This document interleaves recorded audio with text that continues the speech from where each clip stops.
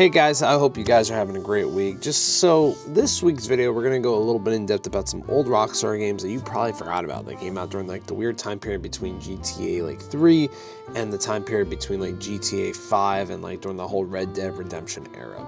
So some of the games I'm going to go over, actually including like, there's like 3 or 4 of them, which includes Rockstar Table Tennis. And then we are also going to go into LA Noire. And we're going to go a little bit into Bully as well and just talk about those little differences that all the games had during this time period. First game that we're going to go a little in depth about is Rockstar Presents Table Tennis. So this game currently came out for the Xbox 360, came out for the Nintendo Wii, and it also came out for the PS3 depending on like the time period or whatever console you had at the time that you wanted to play it on. What's interesting about this game is though that it was one of the only sports games that they ever released during this time period. They had like a skateboarding game back in the 90s, but I'm not counting that because this is more of the modern day like style of games that they would make. So this actually came with like, you know, their own like table tennis players that they made up for the game itself. So let me just show you some of the ones they had. They had Kumi, Luke, and Jorgen, and Solomon. So you see that in the manual. The game's pretty cheap. You probably can pick it up for like $4 at wherever you may find it at a local game store or whatever you guys have by you. Also was partnered with Killer Spin, Table Tennis, Adidas, and then also this company in Jula and Butterfly. So you see all those different labels right there. And it had a whole little promotional part for Midnight Club at the time when it came out in 2006. And at this time, the dub edition was only $20, which is wild because I think that version of it is now like a $40 copy if you have it. But you see it came for the Xbox and the Xbox Live, and it came out as well for the PS3 eventually. It's just not listed here for this ad in here. Also with these copies, sometimes they came in an old registration card. So it's like Rockstar Games registration, and this one was based out of Ohio, which I didn't even know they had a spot in Ohio for this. I don't even know if they still do. But yeah, this is a pretty interesting copy of it. Then the other copy I have of it actually comes with a Family Hits copy. So it's just a little different variation with the cover. It says Table Tennis still on the side. But this copy was only 89 cents, which is bananas. 89 cents for a video game from GameStop. And they had so many copies because I guess people were not buying them at the time.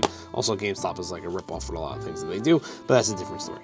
But interesting enough though, this disc copy didn't have really a difference at all between that one and the 360 as well.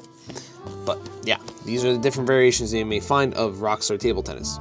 First game that we're going to go a little in depth about is Rockstar Presents Table Tennis. So this game currently came out for the Xbox 360, came out for the Nintendo Wii, and it also came out for the PS3 depending on like the time period or whatever console you had at the time that you wanted to play it on. What's interesting about this game is though that it was one of the only sports games that they ever released during this time period. They had like a skateboarding game back in the 90s, but I'm not counting that because this is more of the modern day like style of games that they would make. So this actually came with like, you know, their own like table tennis players that they made up for the game itself. So let me just show you some of the ones they had. They had Kumi, Luke, and Jorgen, and Solomon. So you see that in the manual. The game's pretty cheap. You probably can pick it up for like $4 at wherever you may find it at a local game store or whatever you guys have by you. Also was partnered with Killer Spin, Table Tennis, Adidas, and then also this company in Jula and Butterfly. So you see all those different labels right there. And it had a whole little promotional part for Midnight Club at the time when it came out in 2006. And at this time, the dub edition was only $20, which is wild because I think that version of it is now like a $40 copy if you have it. But you see it came for the Xbox and the Xbox Live, and it came out as well for the PS3 eventually. It's just not listed here for this ad in here. Also with these copies, sometimes they came in an old registration card. So it's like Rockstar Games registration, and this one was based out of Ohio, which I didn't even know they had a spot in Ohio for this. I don't even know if they still do. But yeah, this is a pretty interesting copy of it. Then the other copy I have of it actually comes with a Family Hits copy. So it's just a little different variation with the cover. It says Table Tennis still on the side. But this copy was only 89 cents, which is bananas. 89 cents for a video game from GameStop. And they had so many copies because I guess people were not buying them at the time. Also, GameStop is like a ripoff for a lot of things that they do, but that's a different story. But interesting enough though, this disc copy didn't have really a difference at all between that one and the 360 as well. But yeah, these are the different variations that you may find of Rockstar Table Tennis. Now, what's also interesting about Rockstar Table Tennis is that during the time period when it came out in 2006, Rockstar like team members and employees really liked playing table tennis. And for some reason, with like Sam Houser's team and stuff at that time, they thought it would be a good idea to actually make a kind of like a simulated game of like table tennis. So recently in an interview from about 3 years ago, they were talking to one of the co-founders of Rockstar, Jamie King. If you don't know who that is, he kind of does a bunch of other things now. But at that time period, they were actually working on a Rockstar San Diego tech demo known as Rockstar Advanced Game Engine, or what they use known as now that you probably have heard of many times is the Rage Engine. So this Rage Engine was integrated from this game itself that then went on to GTA 4, GTA 5, Red Dead Redemption 2, and currently what they're using for GTA 6 currently as they make. So at the time when EA like decided to buy like Criterion at the time and the popular middleware developer, which gave EA control to a whole variety of like game engine that renderware had, the new owners promised to like actually honor any existing contracts with like third parties at the time. So Rockstar executives began to like they became worried about the implications of what may have happened with everything, because Rockstar used a lot of renderware's stuff to build like GTA 3, Vice City, and GTA San Andreas. So they weren't too sure what was going to happen with like EA just like buying them out at that time. So at this time, they were actually building the Rage engine at San Diego. So they put together the table tennis demo, which was the Rockstar table tennis demo for this current gen, and then it grown into what Rockstar presents table tennis, ironically. But they didn't stop teasing it at all during this time period, because they had a PS3 port for it, a Wii, and they had a bunch of other things that people were very surprised about regarding this as well. And it had a really pretty good reception too, and if you've never played it before, it's really fun, intuitive, and I feel like a lot of the stuff that they took from this game, especially during this time period with like the whole Rockstar engine, and integrating it with like GTA 4 or 5, and like just kind of like those mini games that you play as well. And what was also cool about this game was that you could actually play it online against people as well. So like it was like there was a whole multiplayer like 2v2s and stuff like that, which a lot of games at this time, I don't think they even had another table tennis game out there like this. But this is a really fun game if you've never played it. But I think it's very interesting how Rockstar made a game like this that was just like about table tennis, and it basically promoted every big thing that you see today with the Rage engine, including Rockstar, like, you know, Red Dead Redemption, LA Noire, which we'll get into a little bit, Bully, and all these little things integrated into these different games that built off of this table tennis game, which I feel is crazy on so many levels. And especially for a game that's only like maybe $1 now worth of value, or maybe more, because it doesn't get enough credit. But at the time period when it came out, it was perceived pretty well. I feel this is a classic of a sports game simulator. I know people will be like, oh, it's not a real sports game. No, it is. It's a real sports game. But also, I'd just like to show you all, before we continue on into LA Noire, that if you look at these two copies, that the Family Hits version does not have the actual Rockstar logo on the side, which I find very interesting. I always find it cool when they have like different variations with colors, because everything will be the same on the actual copy except for like one piece of it, which is kind of notable for especially a Rockstar type case. But yeah, definitely check out Rockstar Games table tennis if you've never played it before. It's hella fun, and it's fun to play with your friends too. LA Noire. There's so many different copies of this game that it's ridiculous. It's been ported so many different times, and it's still not one of the most popular Rockstar games out there, which is kind of funny. But let's just go into a little continuation about what LA Noire basically is. So it's a third-person neo-noir like thriller crime that was made by developer team Bondi. So it wasn't just a complete Rockstar game. Rockstar published the game from San Diego. It was first originally released May 17th, 2011, and what was pretty cool is all these different copies had different types of variations. So like the PS3 one had exclusive content for itself only. The Xbox 360 version did the same exact thing to an extent, but there's so many different copies of this. But like, as you can see here within the PS3 copy, it's like all in one disc, because Blu-rays at the time were able to handle all that good jazz, not compared to like the 360, because the 360 you needed like 2 separate discs to have everything, because the 360 was not capable of handling that much hardware at the time. And also some of the copies, depending on which ones you got for pre-orders, they would give you like the little the badge pursuit challenges, which I've showed in my other video with like my little TikToks of like showing this in my little shorts. And like, for example, like this copy is like, see, this is what that makes no sense, because depending on the copy you have, right? Excuse me, I meant to say they have 3 discs. See, even more. So this is disc 1, disc 2, and then disc 3, because not all the game cannot fit on the Xbox 360, which kind of sucked at that time playing it. But then later on, in 2017, they released an ultra high definition version of it in 4K. So for the PS4 they came out, and like it was upgraded a little bit more if you had the PS Pro, which I honestly didn't feel it made a big difference at all. And it was kind of like the same concept, but this is only 17 gigabytes and had all the DLCs from the time that it came out. Came with no map, which kind of sucked, which was really, you know, it's interesting too. Every Rockstar game pretty much comes with a map, like GTA and all them, but this game actually came with no map. It just came with a manual, and that's it. And depending on the ones you got additional cases like traffic cases and stuff like that you would actually download. And then we also had the Xbox copy of it, which was the same exact thing as the PS4, but which is another interesting take on it too.